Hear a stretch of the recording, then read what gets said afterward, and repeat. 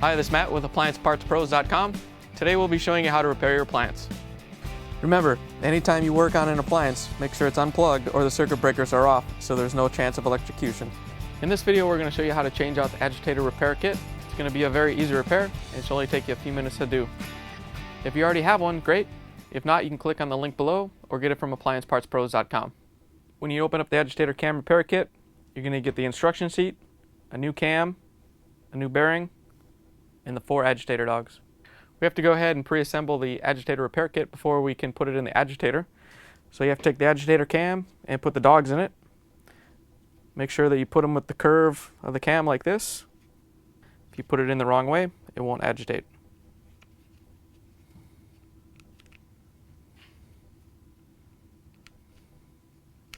Once you have all 4 in, we have to go ahead and slide the bearing down onto the cam, line it up, and slide it down to lock the dogs in place. The main reasons you'd be changing out the agitator repair kit is if any of the plastic pieces wore out or if the teeth wore off the agitator dogs and they're no longer engaging in the upper agitator. And if you're wondering why they call them agitator dogs, it's because the upper agitator has a row of teeth in it, just like the agitator dogs have teeth on them. And when the transmission drives the dogs, they engage in the upper agitator, agitating your clothes properly so they wash. And dog is the term that they use when 2 rings of teeth or gears work together to drive something, like a dog clutch. First, we have to go ahead and open up the washer lid to gain access to the inside of the washer. We have to go ahead and remove the fabric dispenser. Our particular model just pulls off. Other fabric dispensers may have a lock ring that you have to pull up on to disengage and then lift up on the fabric dispenser, and then there's probably going to be a cap underneath it. You'll have to pry off the cap with a flathead screwdriver. Most models have a dust cap. We need to pull it out so we can get to the agitator bolt. If the dust cap seal is damaged, you should order a new one from AppliancePartsPros.com. Underneath the dust cap is the inner agitator assembly and the agitator hold down bolt. So grab your 7/16 inch socket with a long extension.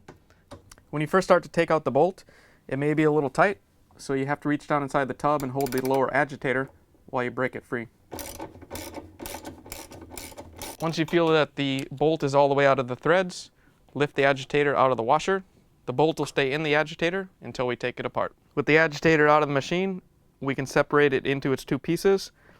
Stand on the lower half of the agitator and pull up on the upper half of the agitator. Once you have it off, you can go ahead and dump it upside down, get out your agitator bolt, and your old cam set. Here's the agitator and dog cam assembly that we put together earlier. We have to go ahead and stick it inside the upper agitator. Alright, when you're putting the 2 sections back together, there's locking tabs on the lower agitator that lock together with this part, the agitator cam. When you push them together, it holds the upper and the lower agitator together. You don't have to do this. The instructions actually say for you to remove the tabs and just use the bolt to put it together, but I like to put it together the way it came out. Makes it easier to carry around. Now we're going to go ahead and reinstall the upper agitator into the lower agitator. Go ahead and lower it together, lining up the tabs with the cam inside. Once you have the tabs lined up with the cam, go ahead and stick your hand down inside, lock the 2 pieces together, and now it's set to go and be put back in the machine. Now that you have it assembled, we have to go ahead and put the assembled agitator back into the washer. For those of you out there whose locking tabs are missing or you decided to take them off like the instructions said, we have to put the agitator back in 2 pieces. So go ahead and lower the lower agitator in. Then lower the upper agitator onto it.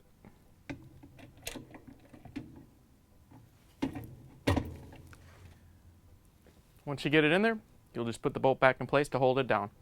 Grab your agitator bolt and your socket, 7/16 inch, and hold your finger onto the screw and guide it back down into the hole. Once you have it in there, go ahead and tighten it down. Once the agitator bolt starts to tighten down, you may have to reach inside the washer tub to hold the lower agitator. so it doesn't spin.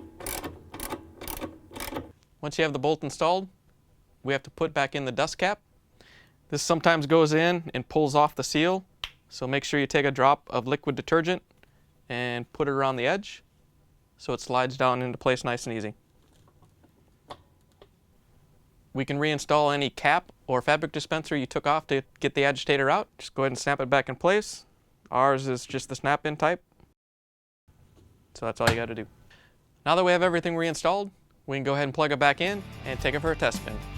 Thanks for joining us for another successful repair brought to you by AppliancePartsPros.com. Check out our other repair videos on our site, Facebook, and YouTube.